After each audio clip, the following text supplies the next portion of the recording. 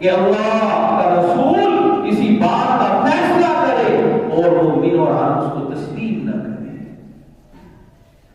اللہ اکبر، کہ کس طرح اللہ رب العزت نے ساتھ مومن مرد کا اور مومنہ عورت کا دونوں کا نام لے کر اس کا تذکرہ کیا کہ کسی بھی کلمہ کو جس نے لا الہ الا اللہ پڑھ لیا ہے وہ میرے محبوب صلی اللہ علیہ وسلم کے حکم سے منہ نہیں موڑ سکتا۔ اب لوگ اب خود ہی اندازہ کیجئے کہ آج ہمارے معاشرے میں کھلی نافرمانیاں ہو رہی ہیں، کس طرح آپ صلی اللہ علیہ وسلم کی تعلیمات سے منہ چرائے جا رہے ہیں، کس طرح کھلی بغاوت کا اعلان کیا جا رہا ہے، کس طرح احکام سے منہ موڑے جا رہے ہیں، فرمان نبوی سے کس طرح منہ چرائے جا رہے ہیں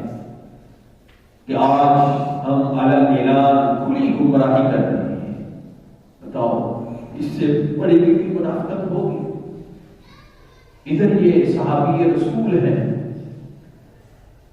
فوراً اللہ رب العزت نے کہہ دیا کہ وَمَن يَعْصِ اللَّهَ وَرَسُولَهُ فَقَدْ ضَلَّ ضَلَالًا مُبِينًا، کہ جو بھی اللہ اور اس کے رسول کی باتوں کی نافرمانی کرے گا فَقَدْ ضَلَّ ضَلَالًا مُبِينًا، کوئی گمراہ ہے۔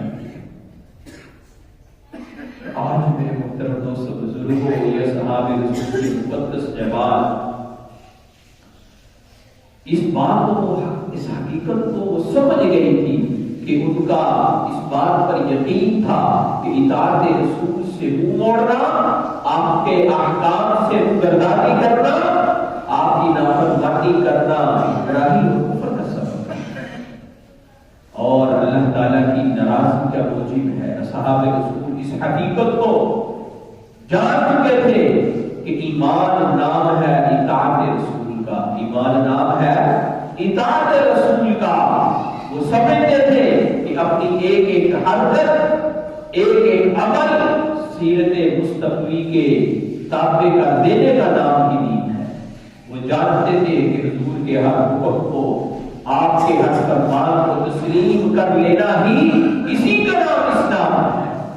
اس لیے انہوں نے اطاعت نبوی اور فرما برداری اس کے اندر جناب محمد رسول اللہ صلی اللہ علیہ وسلم کی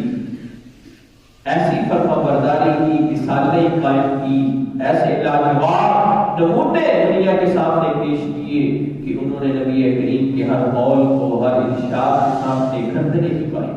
آپ کے ہر امر کو، ہر حکم کو سر تسلیم خم کیا، آپ کے اشارہ آپ پر جان تک نشاور رہے۔ انہوں نے سوچ سمجھ کر یہ صحابہ نے فیصلہ کر لیا تھا کہ جان جاتی ہے تو جائے، لیکن حضور کے فرمان میں آنچ نہیں آئے، مال جاتا ہے تو جائے، اولاد قربان ہوتی ہے تو ہو جائے، عزت داؤں پہ لگتی ہے تو لگ جائے،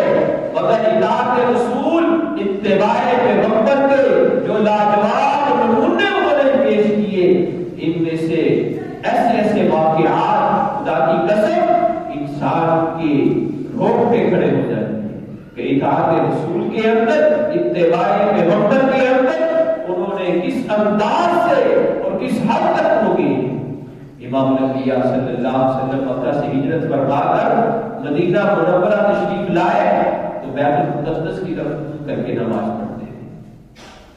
تقریباً 16-17 ماہ بیت المقدس ہی آپ کا قبلہ رہا۔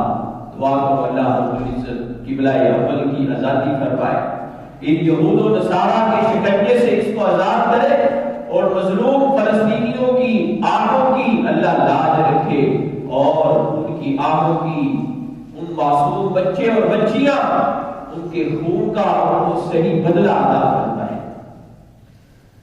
خدا کی قسم جو قربانیاں انہوں نے اس بیت المقدس کے لیے دی،